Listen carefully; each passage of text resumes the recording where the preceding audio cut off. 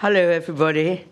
It's really thrilling to be here, and I'm so honored to be invited to introduce Jeanne Dielman, 23 Rue de Commerce, 1080, I think that's right, Bruxelles.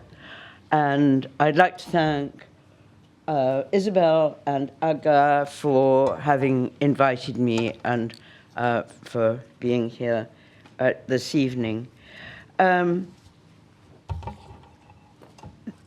So this screening is part of an extended, exciting Chantal Akerman retrospective. But for me, Jeanne Dielman, a film that brought feminism and cinema together like no other, has a very special significance. And to see it in the exceptional circumstances that Isabel has just described is a very, very special treat. A new 35mm print. And here in NFT1, which we can celebrate as well, I think is an extraordinary achievement. So Akerman might well have been due for a retrospective, but of course, the Sight and Sound Critics poll suddenly singled out Jeanne Dielman as it topped the list in 2022. For the first time, a film directed by a woman. But to my mind, the ultimate surprise goes even further. Jeanne Dielman is an experimental film. Its cinematic style, its filmic strategy are closer to the avant-garde than mainstream or art film traditions. And, as you know well, you'll be watching an extremely demanding film for the next 3 hours. So a little bit of context here. Jeanne Dielman dates from a moment in the mid-1970s when women, cinephiles, critics, historians, filmmakers argued that women's cinema would have to break the rules. It would have to experiment. It would have to reinvent film language as a gesture against male-dominated cinema, but perhaps even more so to discover ways in which women could explore topics and perspectives that had hitherto been neglected or unimaginable in a patriarchal world. So Jeanne Dielman brings this rule-breaking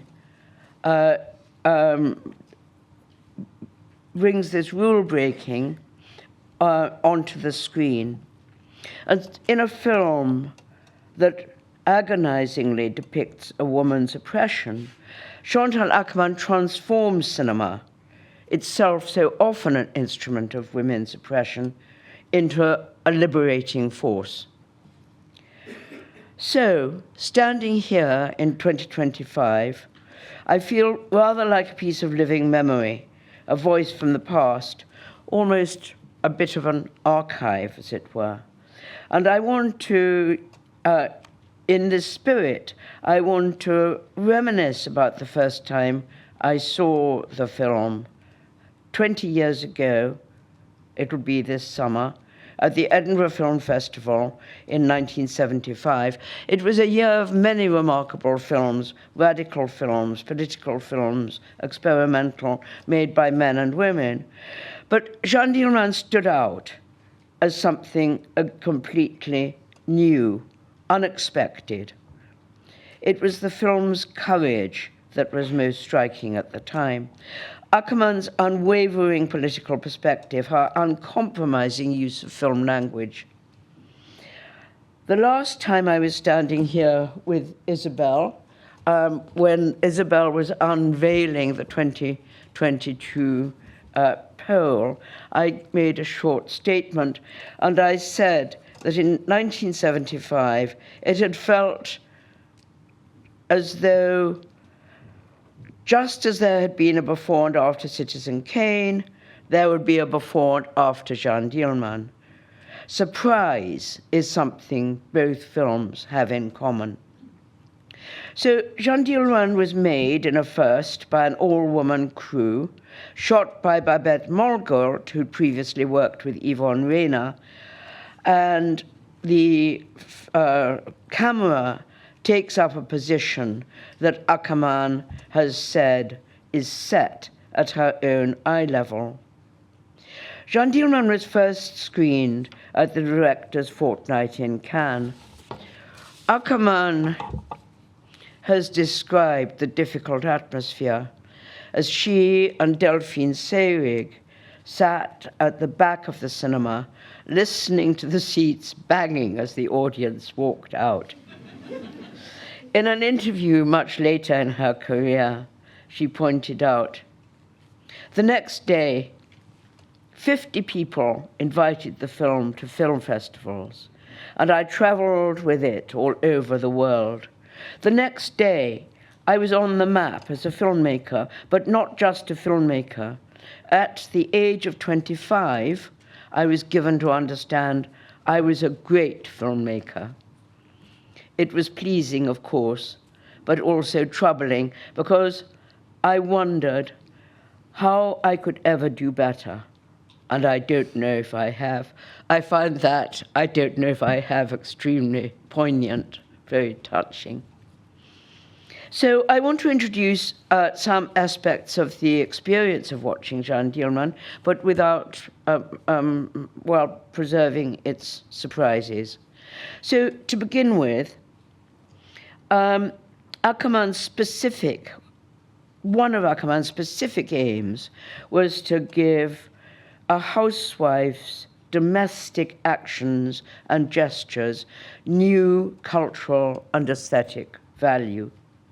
She drew on the meticulous traditions, the kind of French cuisine that characterized the women among whom she had herself grown up. She said, I made the film to give these actions, typically undervalued, a life on film. So I'd just like to pick on one remarkable aspect of Akerman's style, the way she fuses what I think of in my mind as a fusion of the filmic and the fictional. And as an example of this, every time Jeanne leaves a room, she switches off the light. And then, as she returns, she turns it on again. On the level of fiction, of character, this is simply the instinct of an economically minded housewife. But on a formal, filmic level, you might notice how these variations in light and dark affect cinematic texture and the way that light and dark control a sense of the screen's depth and flatness. And then you might notice the blue flashing neon light that penetrates Jeanne's living room from somewhere outside. It's a kind of small but significant detail that asks to be deciphered, to be wondered about. Something I have wondered about, and anyone can wonder about in the film. Now, more generally, thematically, psychoanalysis is a point of reference, implied, inexplicit, but running throughout the film. Delphine Seyrig's amazing performance succeeds in suggesting the repressed, the sexual, the secret behind her perfectly soigné exterior appearance.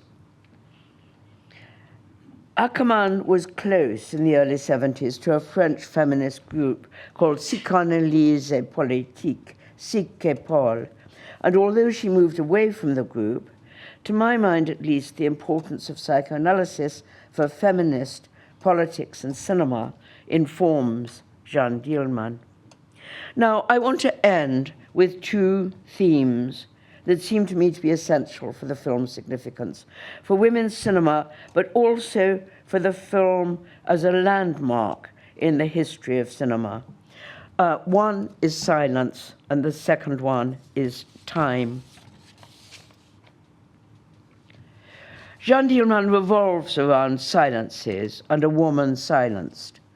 Indeed, it's been suggested that Delphine Seyrig's performance is reminiscent of silent cinema. She says so little, and her performance is essentially built around gesture, expressive but mute. And I often cite the feminist historian Sheila Rowbottom on this question of silence. She said, "The oppressed without hope are mysteriously quiet. When the conception of change is beyond the limit of the possible, there are no words to articulate discontent, so it's sometimes held not to exist. This mistaken belief arises because we can only grasp silence in the moment in which it is breaking." So with the figure of Jeanne, Akerman captures the silence of the oppressed, but she then, herself, as the director, grasps it, capturing with her own voice, through her film, not through a character, the moment when silence might be beginning to break. And now something about time. Jeanne Dielman also revolves around time and temporality. And I would argue that ultimately this is where the film breaks through its more explicit themes to reflect on the condition of cinema, cinematic convention, cinematic specificities. But first, in terms of its themes, the routine, the regime, the repetition that regulates Jeanne's life, and then her failure to repeat of the essence, and give the film its particular rhythm across a grid-like pattern of 3 days, a kind of musical beat with disastrous variations.